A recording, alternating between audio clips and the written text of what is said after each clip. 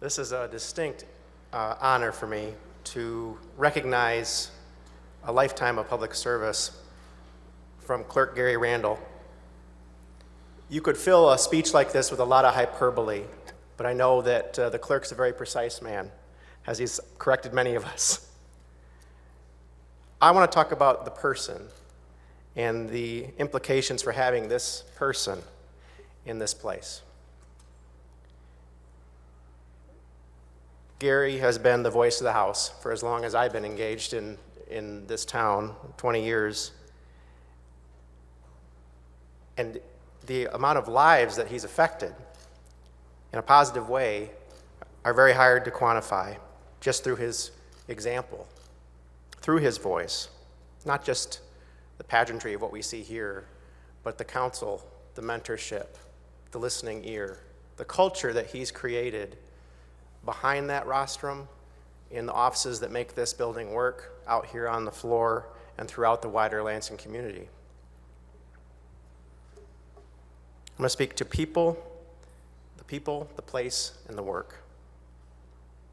You set the tone for our support staff across both caucuses and the nonpartisan, and many grateful faces can be viewed here in this chamber. Culture stops, and the buck stops with you in some of those aspects. And you've been doggedly determined to preserve that good culture. And you've done so. And we've seen the maintenance and the growth of professional staff as a result.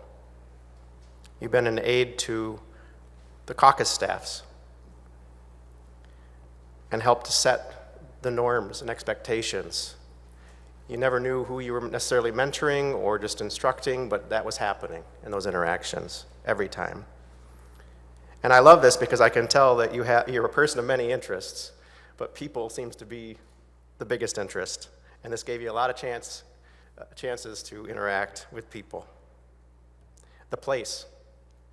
I can't think of any other individual who's been more impactful on preserving this place, the People's House, and preparing it for the next generation of engagement than you in the various capacities and things that you've advocated for. The most recent, of course, the Heritage Hall expansion, which will bring this place to so many more families across the state in a more approachable, layered way so they can come away with a higher appreciation for the traditions and heritage of our state. This place is better off with you having been here. And the work, finally the work. Dog it on rules and procedures because they matter. And I'm breaking some of them right now, even how I'm doing this speech, Mr. Clerk, and no apologies there. But also pragmatic about change. You may look at his background, pre-term limits, and the decades of service and think there might be an overly dogmatic response to some of the necessities that term limits has created, but that's not the case. I found a refreshing flexibility and pragmatism as the fact that certain things should absolutely be preserved, but other things need to be practically evolved as we've had higher turnover and changes in this place.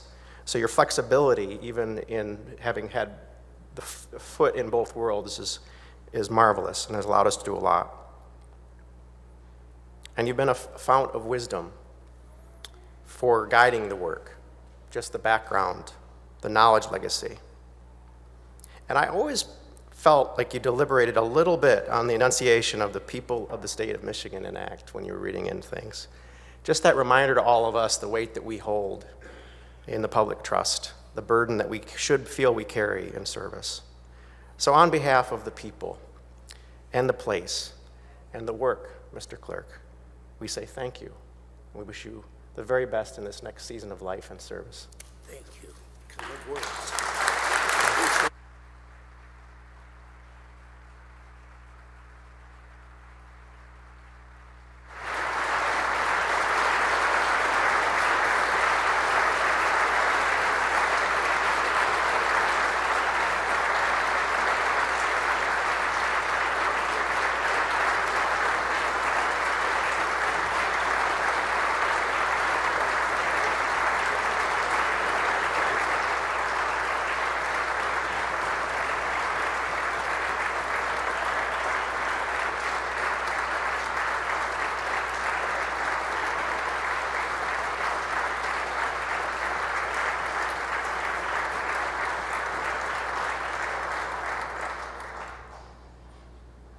Thank you, Mr. Floor Leader. I'm going to break a few rules up here too myself. I'm going to say a few words from the chair. This is a bittersweet moment for all of us, Mr. Clerk. And I think I speak for the members in this chamber, the former members, the former speakers. You've guided us in ways you have no understanding of how many lives you've impacted and how many leaders you've made better throughout your tenure here. And so thank you for your service. Thank you to your family for their sacrifices, the long drives. We know you have many hobbies outside of this, so I'm not going to ask what's next because I kind of know. But I want to also present you with a gift that it's sentimental for me, and I think people in the room will understand from the Democrat caucus and the Republican caucus. We have the gavel and the block from opening day that the clerk gifts to the speaker, and it has just the few dents from opening day on it. And we are presenting you that block of wood and the gavel, and we're going to gavel in your resolution with that same block. We're the last legislature you opened, and we're the last legislature you're closing, and that's an honor for us as 101st to be part of that, a very small part of it. And we're going to gavel that in with that block, and we're going to present it to you. On the front of the block, it has 3 plaques for your service to the state, and just a tribute and an honor to be here and be able to do this with you.